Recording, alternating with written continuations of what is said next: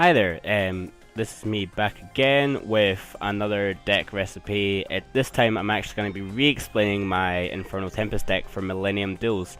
I made one for 5Ds, which I have changed quite drastically to work a lot better, a lot faster, and this deck I used to beat every single person on Expert. I pretty much put this deck up on the trueachievements.com, and that's why people have asked me to recreate it, so I have. Without further ado, I will explain the new deck type, which is a lot better than my previous video, so this is more like an update. You've got two Cyber Valleys, which I pretty much just use specifically for stalling and getting an extra card to your hand. I have one Morphing Jar to get a new hand if my hand happens to be bad. Again, I won't explain this in too much depth because the cards are basically very simple. You got Des Lacooda, which I can continuously keep flipping up to draw one extra more card, and this can hide behind your messenger piece. So that's pretty much why I use that card. There has been times I have needed to use it, but normally it's just there to get myself an extra card and more draw power. Marshmallon to defend yourself and to take off extra life points if need be. Two Battlechanted Locomotives, basically for more cards. Again, an extra draw power, an extra monster, defend your life points, blah blah blah. You're only allowed one Necroface in this instead of two, so I guess you might think that's a lot slower, but it's not. It actually doesn't mill your deck too much in the off chance that you may destroy or get rid of too many of your DD Dynamites. So that itself can be a plus, but that's for extra milling. Free Grinder Golems, basically if you don't know what his effect is, you can special summon him on your opponent's side of the field for 3000 attack damage, and you get 2 tokens in attack mode with 0 attack, 0 defense. You attack into the tokens with Grinder Golem, activate Inferno Tempest from your hand. Make sure it's from your hand if you have it on your turn and you are attacking. Otherwise you'll definitely miss time if you put that down first. So that, again, quick play, quick spell. So you attack in, take 3000 damage, activate Inferno Tempest. You will get rid of all 16 of your cards, monster cards. Normally, by activating Inferno Tempest, you only get rid of 16 cards out of your 40 card deck. So you'll be actually pretty damn okay for milling, and there's less of a chance to actually end up milling your DD Dynamites. And then you get an additional 5 cards away from your deck, which could be magic cards. So just be careful on that one. Free Lava Golems, you can sacrifice 2 of your opponent's monsters, which in this format, especially against the computer, which I used this deck specifically for, but it will work against quite a few people online, and it gets you the most points online if you do it all. It'll get you something like 400 points. Contribute to your opponent's monster once per turn. The control of this card takes 1000 damage. Online, I have literally, you know by your starting hand if you're going to end up killing him via Lava Golem, killing him via Grinder Golem.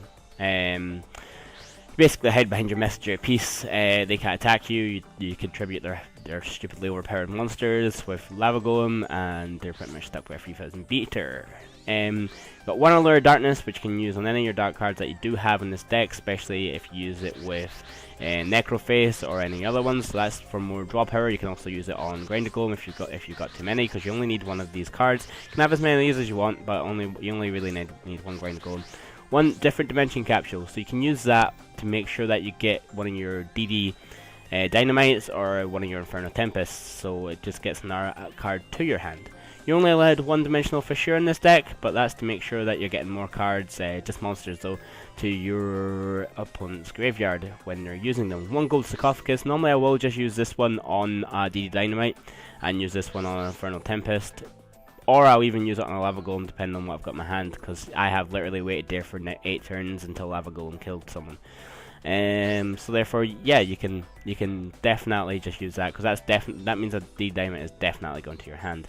So that's what I use that card for. Free Inferno Tempests, because you need them to make sure the effect gets off.